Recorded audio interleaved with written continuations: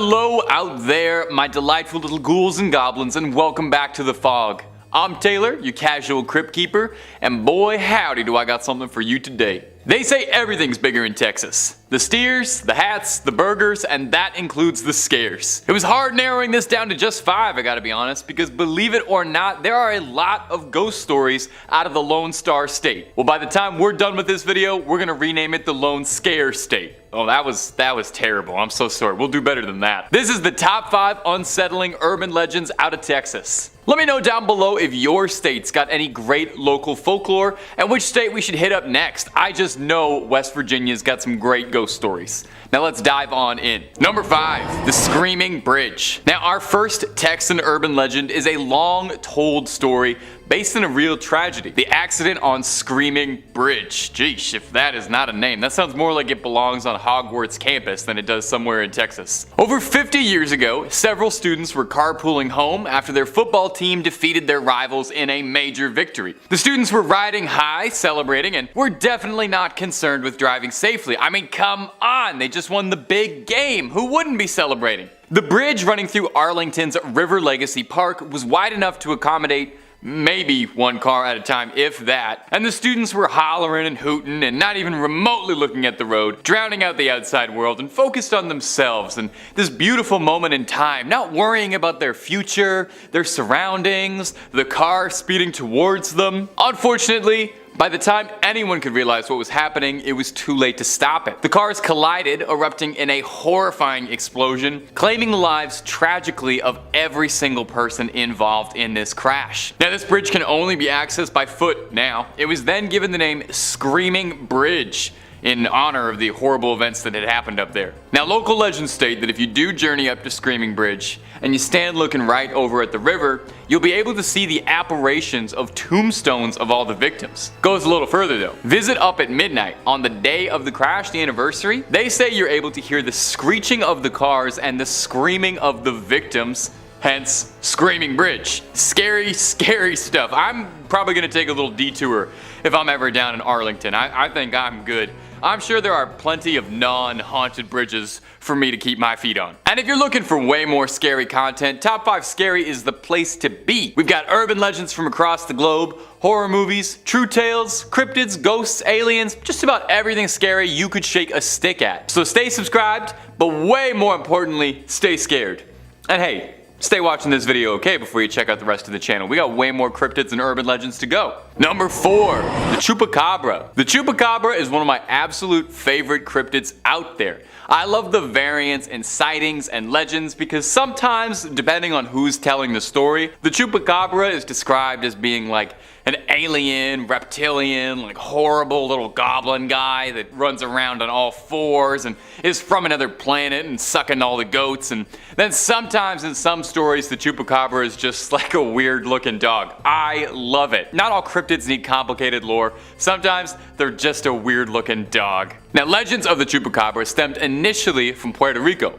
Most cryptozoologists believe with stories dating back to the 1970s. Livestock was found going missing all around this one small town, Mocha, and were initially assumed to be the work of some cult, but later reported to be thought to be the cause of an animal, as all the livestock found had bite marks and their bodies bled dry. Now the name Chupacabra literally translates to goat sucker, which is so funny that when you learn that, it is impossible to ever unlearn that. Now this creature is a widespread phenomenon reported across the Southwest and Mexico, but Texas of all places seems to be a real hotbed for the creature. One very determined author, Ben Radford, who's a researcher at the Center for Skeptical Inquiry, and he even penned a book appropriately titled Tracking the Chupacabra, says that Texas is a Chupacabra factory, one of the foremost places in the world associated with the beast. One of the more recent sightings and one of the more viral ones that was going around was a few years ago in Amarillo. A zoo's security camera captured weird footage of a creature standing on its back legs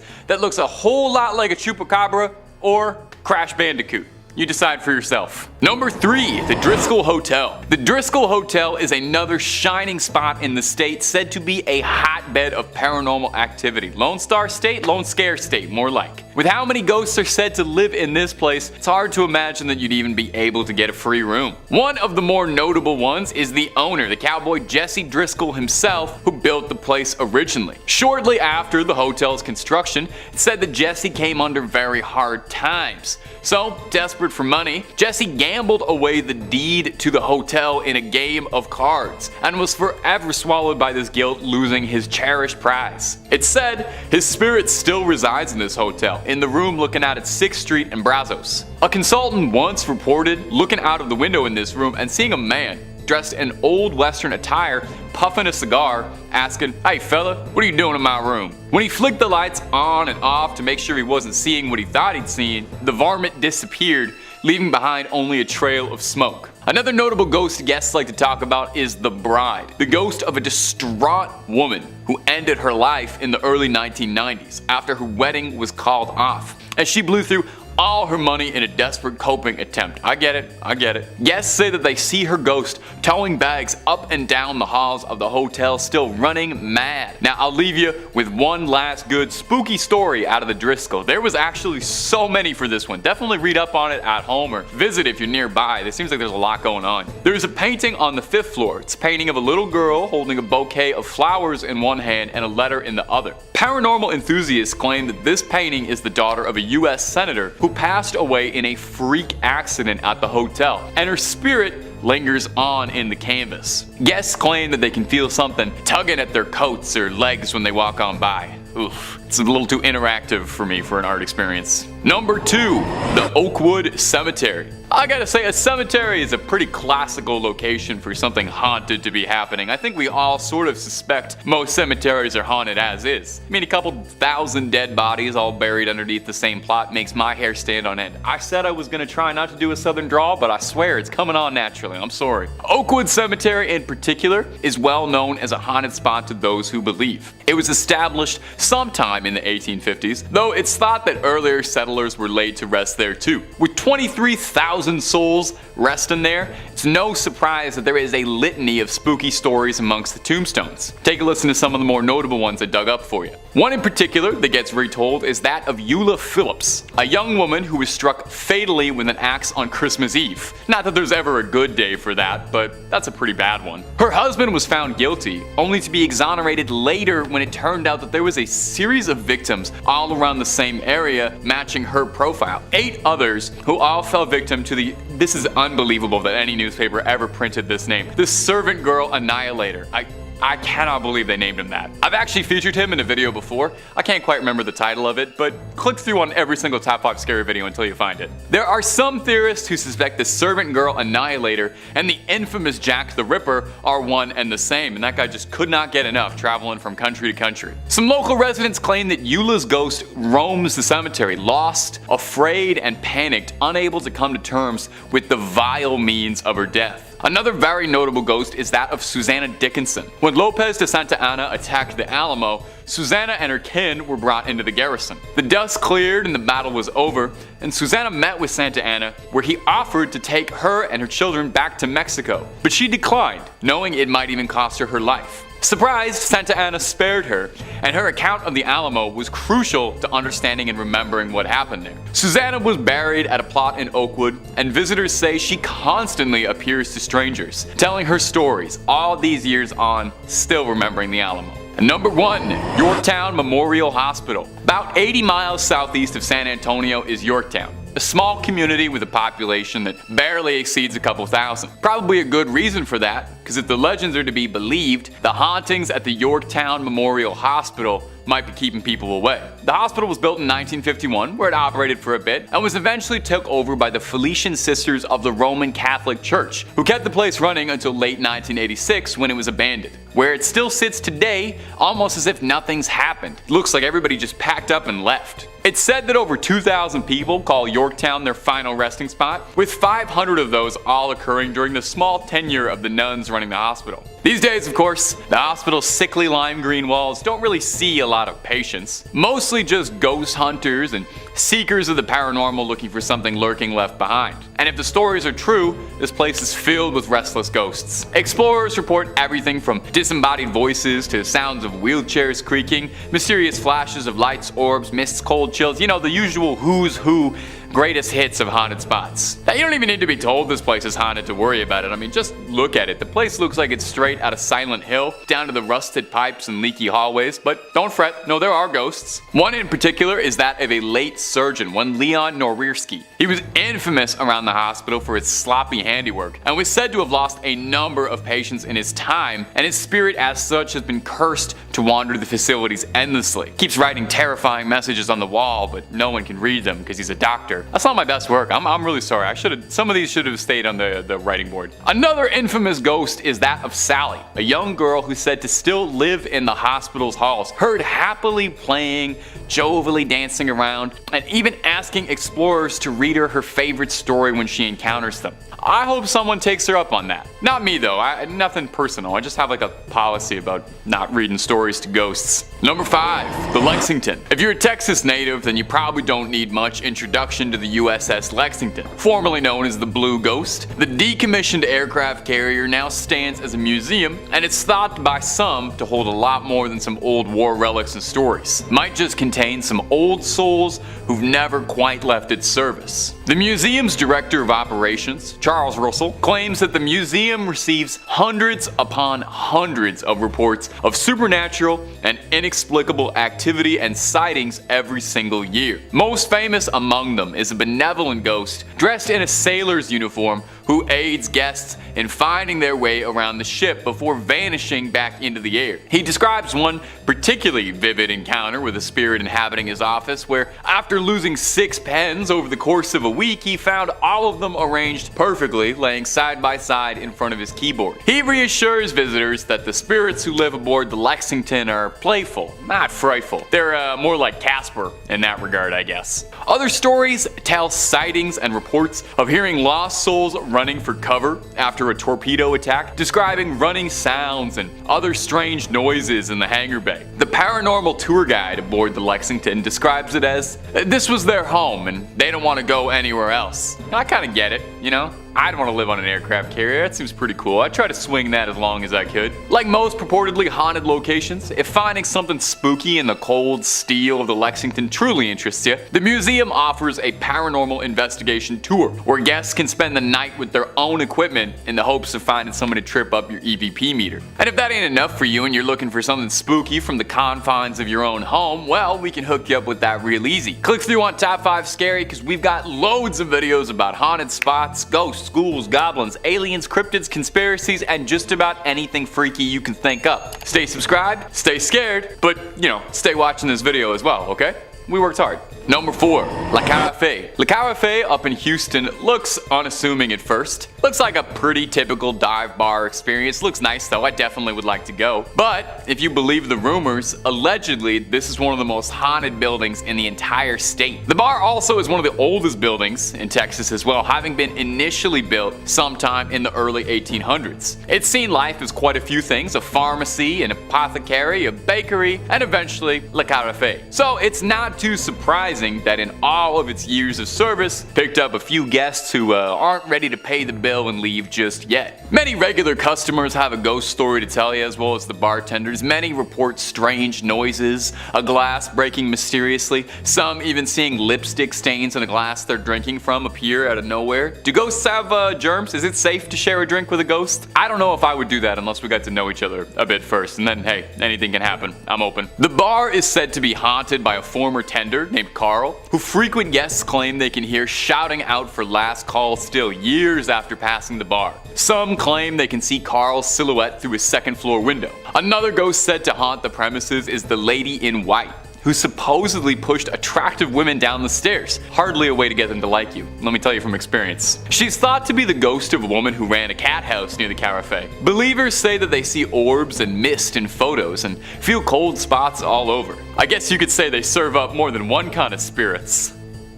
I'll see myself out. I'm sorry, that's not my best work. If you're ever in Houston and looking for a bit of spooky ambiance, definitely check out the Carafe and all of its otherworldly guests. just make sure to tip your ghost about 15%. Number 2 on this list is Bragg Road. For over 100 years now, this road has been haunted by a very strange and ghostly light. It's been seen by hundreds of people during that time, and nobody can explain it. Texas Highways says, in the heart of the Big Thicket is Hardin County, and in the heart of Hardin County is the infamous Bragg Road, home to countless sightings of the ghost road light that appears to nighttime travelers on the road between Saratoga and the defunct village of Bragg Station. Before the current road was built, the Arrow Strait clearing served as Santa Fe Railroad's branch line built in 1903. From its inception, locals considered the line haunted by Mexican laborers murdered by a thieving foreman, a deserter shot by Confederate soldiers, a hunter lost forever in the woods,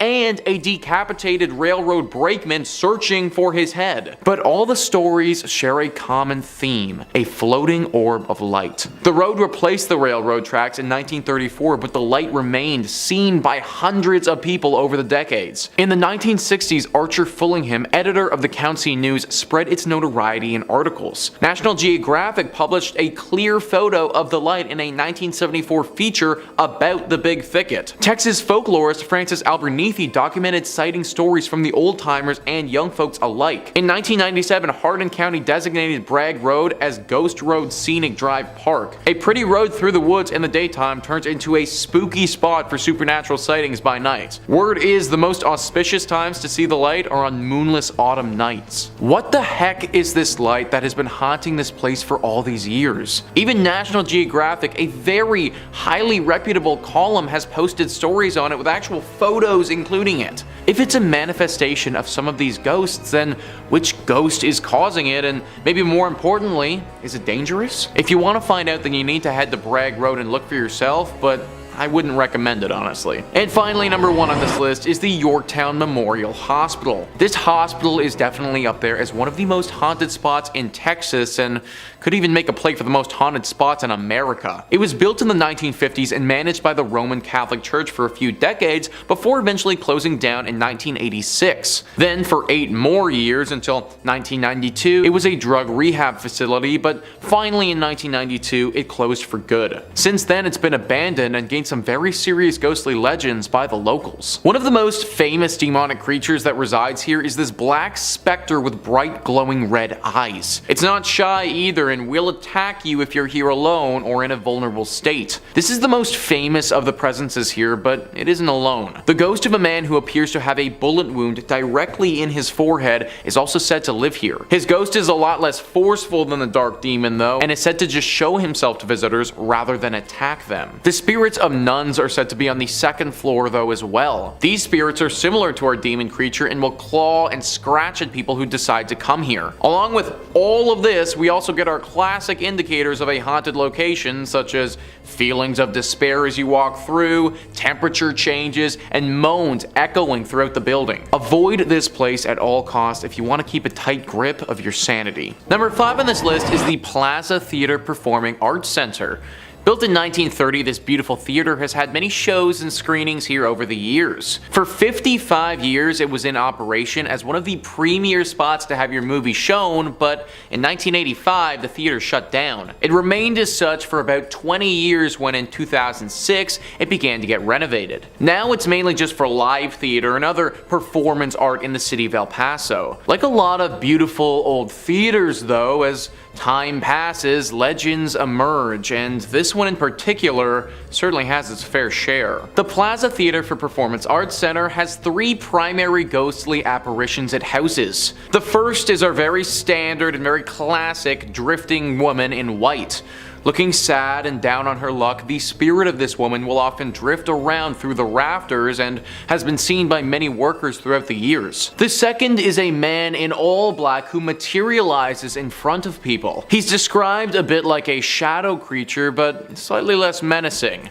I suppose if we have our woman in white, it's only fitting that we have a man in black to get a little bit of variety going. The third ghost sticks with the theme of spicing things up and is actually a little boy with a bouncing ball. It's not a basketball, but a small bouncy ball that the child seemingly plays with as he haunts the theater. Nobody knows the origin of these ghosts or how they got here at all. Are they connected? Maybe once a family unit who died here together, or are they all separate and have each suffered strange tragedies at this location over the century? El Paso, I'm sure, has some other theaters, and I'd stick to those ones if you're looking to watch some live shows if you're there. Number 4 on this list is Hendley Row.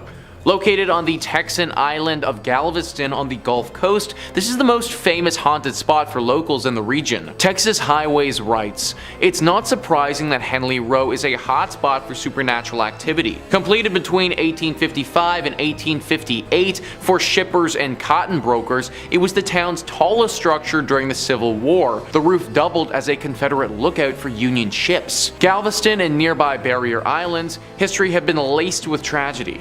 It was the site of a bloody Civil War fight, and serial epidemics of yellow fever decimated the populace.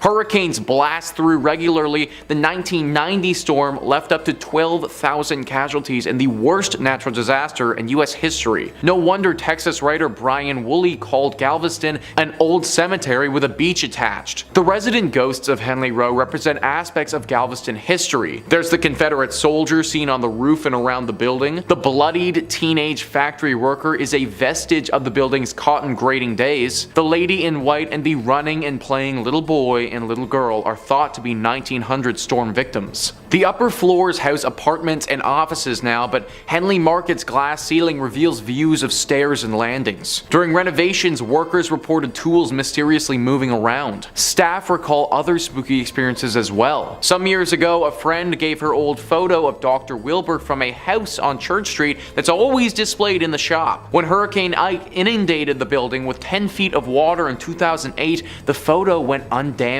while many other things were destroyed. Every year on November 1st, employees construct an elaborate Day of the Dead altar that includes the photo and lighted candles. Before closing, the staff follows a 3-person backup routine to ensure the candles are completely extinguished, even dousing them with water. Yet almost every single year, 1 or more candles are burning the next morning. I can't imagine working at a place where we had to light candles for our ghost altar. Like, that action alone would make me want to quit immediately. I suppose the one good thing is that the ghosts here don't appear to be particularly evil or wanting to inflict harm. Still though, waking up and heading to work is already a tall task as it is, but knowing that there's a dead little boy and girl waiting there, yeah, that's a solid no-go for me. Coming in at 3, Summit Elementary School. In Amarillo, Texas, there's a haunting legend surrounding a closed and abandoned school that everyone avoids.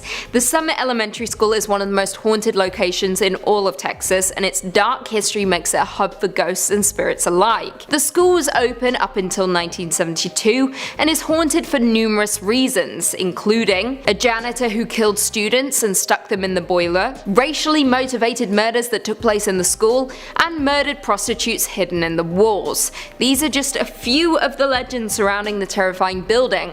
Worse still, legend has it that if you're brave enough to visit the abandoned school at night, your car may do strange things. Swings will move by themselves, and you might even hear voices coming from the walls. Honestly, this school is beginning to sound like the one from Marianne, which is a French horror series you all need to watch immediately. Do it. The Queen demands it. Coming in at 2, the Candy Lady. Now, this very well might be one of the scariest urban legends I've ever read, and may result in a lot of you sleeping with the light on tonight. Sorry in advance. This theory goes, I quote, "The Candy Lady allegedly lures children to their doom by leaving enticing goodies on their windowsills just before bedtime. Her plan is for the kids to wait for mum and dad to fall asleep before indulging in the sweet treats so as not to get in trouble. Afterwards, she'll grab them and feast on their sugar-laden blood until there isn't any left. Children began to go missing, yet no leads were ever found that would suggest they were kidnapped or ran away. As some of the remaining children got older, they confessed to eating candy left on their windowsills with a note from the Candy Lady, so parents started to wonder if the other children perhaps had been poisoned. The worry was soon put to rest when someone actually turned up dead.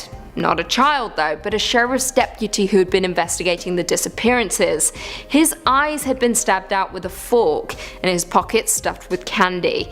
A farmer also found a child-sized set of teeth inside a candy wrapper one morning while tending to his fields. Very creepy. The legend still remains in Texas, and whenever children go missing, people are very quick to blame the Candy Lady. And finally coming in at number 1, black-eyed children. Black-eyed children or black-eyed kids are a contemporary legend of supposed paranormal creatures that resemble children between the ages of 6 and 16 with pale skin and black eyes who are reportedly seen hitchhiking or are encountered on doorsteps of residential homes. Now, children are creepy already. They say strange things and their innocence allows them to breach the barrier between the living and the dead that we jaded adults just don't possess. However, the black-eyed children legend is one for the history books and is downright terrifying. In the late 90s, a journalist named Brian Bethel was working in his town of Abilene, Texas, when he encountered something he'll never forget. He was parked outside a movie theater when 2 children knocked on his window. Brian couldn't quite understand why, but he was completely overcome with fear at the sight of them. He rolled down the window regardless, and the kids asked him for a ride back to their home so that they could get cash for the movie. His fear, however, made him hesitate, but the children were persistent. They then began to say some weird things, like, "We're not armed" or anything. Brian looked back at the kids and noticed how their eyes had turned pitch black. They then began screaming at him that they could only come in the car if he invited them in, so he quickly drove away. He spread the word about the black-eyed children and was surprised when a lot of other people came forward reporting similar experiences. Coming in at 5, Arlington's Screaming Bridge. Now, this Texas legend will quite honestly make your hair stand on end. Legend has it that one full night more than 50 years ago, several teens were carpooling home after their high school football game. Still riled up over the victory, driving responsibly definitely wasn't of utmost importance to the young teens. The bridge running through Arlington's River Legacy Park was just wide enough for one car at a time. You can probably guess where this is going. The teens hooting and hollering drowned out all the noise, like that of a vehicle that had no working headlights. The cars collided head-on before erupting in a fiery explosion and plunging into the waters below. Nobody survived. The bridge is now closed to vehicular traffic, with the site only accessed on foot. However, it now has a new name gifted to it by locals, Screaming Bridge, a name which was coined after the first brave souls went exploring along the bridge and experienced events that can only be explained by the supernatural. Legend has it, if you stand on the bridge and gaze into the river below, you'll see a tombstone for each of the deceased with their names, date of birth, and death. Visit at midnight on the anniversary and you'll hear 2 cars screeching towards each other before colliding. Coming in at 4, the nurse at Bexar County Hospital. If you ever find yourself in Texas, whatever you do not find yourself at the dilapidated Bexar County Hospital, because it is supposedly housing the spirit based on an American serial killer called Janine Jones. Now, the real-life killer is responsible for the deaths of up to 60 infants and children in her care as a licensed vocational nurse during the 1970s and 1980s. In 1994, she was convicted of murder and was sentenced to 99 years in prison with triple credit. Now, the legend of the nurse at Bexar County Hospital is similar treading, with legend stating that a murderous spirit used to wander the halls killing patients in order of their room number, first 201, then 202, 203, 204. It began in one ward where patients all began asking about one particular nurse. However, when the staff checked the security camera, they found the patients speaking to seemingly no one. They saw the curtains close on their own, tracheotomy tubes get pulled out by an unseen force, but then, very quickly, the patients began dying in their room number order. Like I said, many Bexar County locals believe the legend to be based off of Janine Jones, but what do you guys think? Number 3. UFO sighting. In December 29, 1980, Betty Cash saw something on the outskirts of Houston near Dayton that would change the course of her life forever, as she made a close encounter of the third kind. She was driving her friend Vicki Landrum and Landrum's grandson home one night at 9 p.m. when the 3 of them noticed a bright light in the sky. Betty Cash described it like this: "We didn't know what it was, but we knew there was something that was lighting up the sky. We all began to feel heat, and all of a sudden Vicki screamed for me to stop. When I stopped, I went forward and her handprint was embedded in the dash of the car, and I thought, well, I've got to see what this is. So I got out, I walked towards the front of the car, and I stood there looking up, trying to figure out what this object was. Then, a diamond-shaped object appeared with flames shooting out. The heat was tremendous. When I reached for the door handle, the door was so hot I couldn't even begin to open it. The only thing I was thinking was, are we gonna get out of here alive? And then seemingly as soon as it appeared, it disappeared, and Landrum stated that moments later, a large squadron of black helicopters soared over the area. After the choppers cleared, Betty took the Landrums home and retired for the night. The next morning, however, Cash said she was extremely sick, suffering from nausea, vomiting, diarrhea, weakness, and an intense burning in her eyes. Now here's where things get curious. Landrum and her grandson all reported the exact same symptoms. Over the next few days, Cash said her symptoms worsened so much, with large blisters forming on her skin, she eventually had to be taken to a hospital where she was treated for radiation poisoning, and she lost large patches of skin and clumps of hair. To date, there has never been a conclusive answer to what happened to Cash and Landrum. The US government denied any involvement and said they don't have any diamond-shaped crafts like that in their fleet, and it wasn't from their government. Was the military testing new technology on unsuspecting victims? Was it a craft from another world touching down for a moment? There are so few answers and so many questions for this unsolved mystery. Number 2, the death fields. There is a stretch of I-45 highway between Houston and Galveston that is notorious to locals due to the string of violent, horrific crimes that have all occurred there since the 1970s. Since the first body was discovered, it's been thought that anywhere from 33 bodies have been discovered there, and the truly horrifying thing is how little police and authorities seem to have on this case. Initially, detectives believed that this work was that of a serial killer, due to the sheer number of bodies being found in the area, but over time some have wondered if it could be multiple criminals. Most of the victims have been young women, typically around college ages. The FBI has said that the agency's behavioral experts have created a profile of a possible killer, but there are no known witnesses to any of the crimes and no common person to connect them all. An official statement that was given by the FBI said that the signs point to one killer, although multiple killers can't be ruled out. Given the nature of the area where the bodies were found, it was likely someone with roots in the area, someone who would have known these fields were a good place to hide a body. In 1998, a man named Edward Howard Bell was arrested and claimed to have been involved in the deaths of 11 girls in Galveston County. And although he was a suspect in the aforementioned I-45 case, police unfortunately didn't have enough evidence to tie him to those larger crimes. Only one death on the I-45 was ever convicted, when Louisiana police arrested Kevin Edison Smith in 2009 on a completely unrelated charge. A DNA test found that it matched the body of a girl who had disappeared from Texas in 1996 and whose body was tragically found on the I-45. From this confession and conviction from 2 different criminals, it's suspected that multiple people were involved in these grisly crimes. Hopefully one day this case can be closed for good and the I-45 can go back to just being a highway. And number 1, the servant girl annihilator.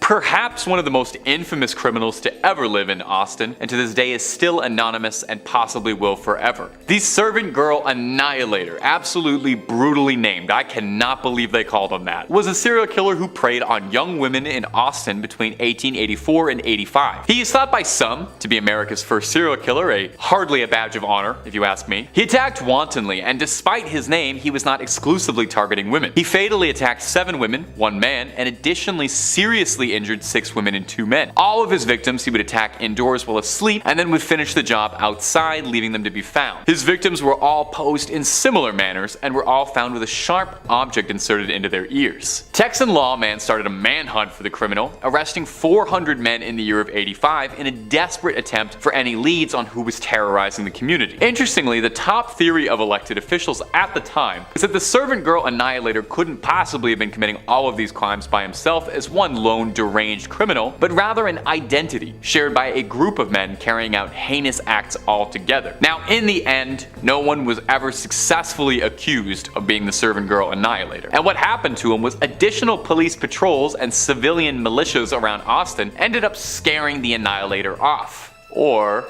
so you think. A theory, although an outlandish one, is that the servant girl annihilator would move to London to continue his crimes, as 3 years later, the Whitechapel killings would start and Jack the Ripper would terrorize the streets of London, leading to some people suspecting that maybe these 2 lunatics were connected in a way. Think about that, a globe-trotting serial killer wasn't content with just one, had to move, get 2 different scary nicknames. Imagine if both your nicknames were servant girl annihilator and Jack the Ripper. A little much for one guy, if you ask me. Number 2 on this list is the AI engineering building. Now these days when somebody says AI, you automatically think of artificial intelligence, but that's not actually what this AI stands for. It actually stands for Animal Industries. Texas Highways says, in 1959, Roy Simmons, foreman of the meat locker in Texas A&M University's old Animal Industries building, was performing a bit of a routine butchery on a slab of bacon. As he was cutting toward himself, the knife slipped in his hand, stabbing his leg near the groin. The blade cut open his femoral artery. His assistant, who'd stepped out for a moment, returned to find him bleeding out on the floor. An ambulance was summoned, but in vain. Simmons died before he could be removed from the building. Sims' death was a tragic accident, but it doesn't take much for a tragic accident to take on a more ghostly cast. In the daytime, we never thought much about any ghosts or strange occurrences, says Jeffrey Saville, a Texas A&M professor who was an undergrad and grad student in the 1970s. It was the nights when we were in the meat laboratory conducting research, usually by ourselves, that one would hear strange noises or feel like you weren't alone. Over the years, Saville says, students and custodians working in the bowels of the building have reported invisible footsteps, strange noises, and objects scattered far from their original resting spots. Saville attributes many of the stories to the natural spookiness of an old building and noisy machinery such as the elevator and the refrigeration compressors. A series of renovations of the building have turned the site of Sims' accident into an office space. Whether or not Sims' ghost roams the hallways, Saville says, one thing keeping his memory alive is the lesson offered by his death. It became a precautionary tale each semester as we visited with students about safety and meat cutting. It gets their attention when you tell them that somebody lost their life because of a knife accident. And I imagine it also gets their attention when his literal ghost is haunting them as they try to learn. If you're big into animal industries, then maybe look at some other schooling options before settling in on Texas A&M. And finally, number 1 on this list is Goatman's Bridge. Now, this bridge isn't the greatest of all time like the name might suggest. In fact, it's probably one of the worst bridges of all time based on how freaking haunted it is. It was built back in 1884 and initially was used as a very popular spot to move cattle across. Over the years, a tragedy struck this bridge that has it being haunted by a dark and demonic spirit. It's a sad story where a colored goat farmer was murdered by some Klansmen on this bridge many years ago. It's believed that the demonic spirit that haunts this place now is that of this goat farmer who was horribly wronged back then. Locals around this area do not go over this bridge at nighttime unless they really have to. So many sightings have happened over the years where people will go over the bridge and be met on the other side by said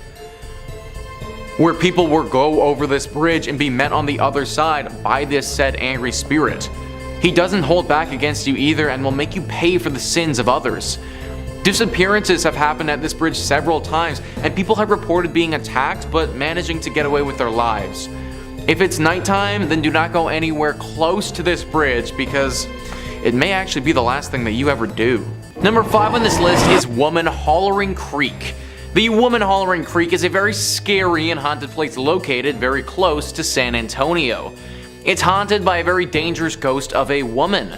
The legend says that a woman who was in a horrible marriage, one where her husband would sadly abuse her, started to lose her mind.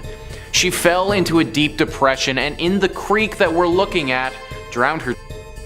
She did this right before she took her own life as well, making it one of the saddest tragedies in this region's history. Well, it seems that her spirit never actually moved on. Her ghost is believed to regret what she did and how it all happened and can't find peace. Her regret manifests itself in a very sick and scary way though. She misses her children, and it's believed that if a child is by the bank, she will grab them and bring them down to the bottom of the creek with her to be her friend. Sadly, as you may have guessed, this doesn't go well for whoever was taken. This is why parents warn their children about going near this place without their supervision. It's very likely that this legend is just a tale made up by parents to scare their kids into staying by their side, but considering the potential consequences, I wouldn't want to take the risk. Number 4 on this list is La Carafe. Most times, bars are a sanctuary. In fact, in the entirety of the time that I've been hosting on this channel, I don't know if I've ever talked about a haunted bar before. Hard to get a place haunted when everybody that goes there is usually drinking and having a good time. A haunted bar is exactly what we have with this entry though. Thrillist says, Some bars have that special, boozy charm that keeps the wine flowing and customers returning. For La Carafe, however, their popularity lies within their infamous ghost sightings and architectural ode to the French Quarter. Built in 1847, this bar is said to be the oldest pub in the downtown Market Square district. Every inch of the cozy nook sports an eclectic history, from the numerous black and white photographs on the walls to the tales of important figures such as Sam Houston being a regular guest there. And considering this building's antiquated age, it's no surprise that a couple of phantoms also call this place home. Among the rumored residents is a former bartender named Carl, who still clocks in for his shift and keeps an eye on the establishment, especially on the second floor, which is reportedly vacant after closing time. Customers have also reported glasses breaking, hearing heavy footsteps and eerie bangs, and sensing cold spots in the bathroom. This is definitely a weird one because nobody really knows why this place is as haunted as it is. Like, yes, the bar owner kind of makes sense, but from my reading, he didn't die in an unusual or tragic way by any means, just a normal passing. I suppose the good thing here is that these spirits don't seem to be particularly aggressive, and if I could just get a drink with some ghosts without fearing for my life, then that'd be pretty cool. However, ghosts are unpredictable to say the least, and I'm sure that there are plenty of other bars in Houston that aren't haunted where you could grab a beer.